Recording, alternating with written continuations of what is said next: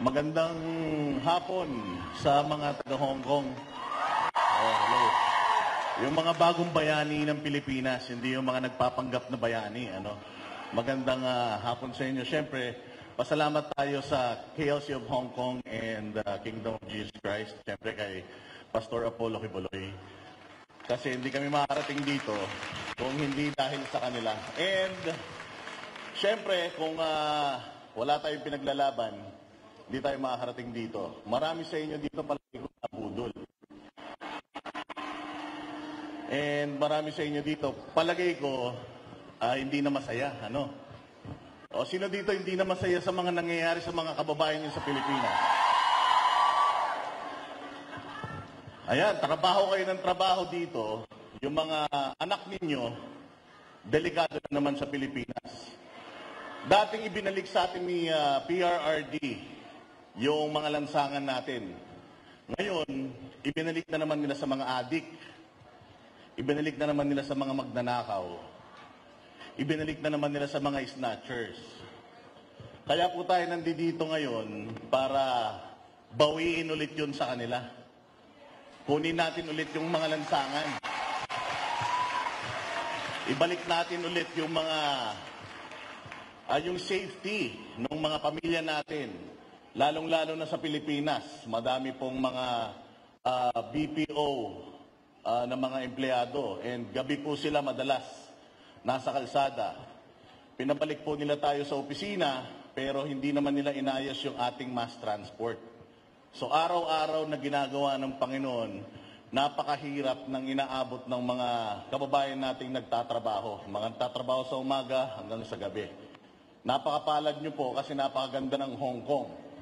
Kung po pwede lang, lahat ng mga Pilipino dalhin natin dito para makaranas ng maganda sanang buhay. Kaya lang, hindi eh.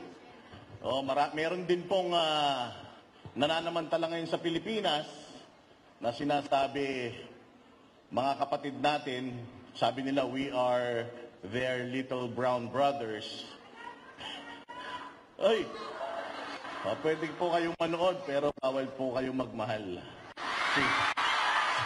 Si Panat Bay lang po yung pwede natin panoorin, mahalin at i-take out.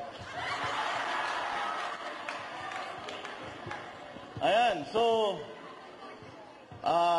may napipinto po tayong napakalaking problema. Bukod po sa problemang ginawa nung 31 million na nabudol, na bumoto tayo sa maling tao, meron po tayong napipintong delikadong pwedeng mangyari sa Pilipinas, which is itong nagbabadyang gera sa South China Sea or mga Chinese at sa atin. Kaya siguro wag na natin patagalin. Iparamdam natin sa buong mundo kung gaano tayo ka-disappointed at ayaw nating mangyari yun sa mga kababayan natin sa Pilipinas. Ano po?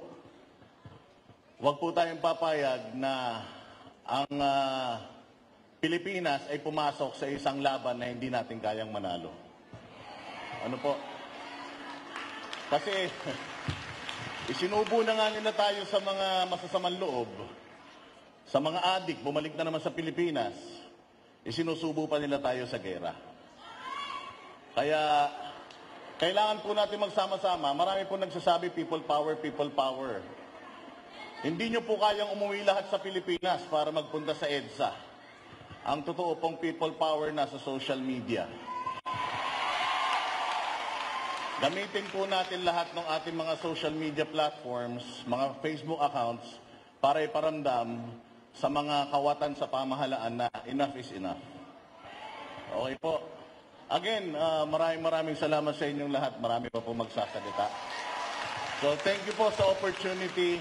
SMNI, maraming salamat po. Siyempre, mga kapatid natin sa Banateros. At lahat ng mga nandito OFW, huwag po kayong mag-alala hanggat may Banateros, meron pong lalaban sa mga magnanakaw sa pamahalaan. Salamat po.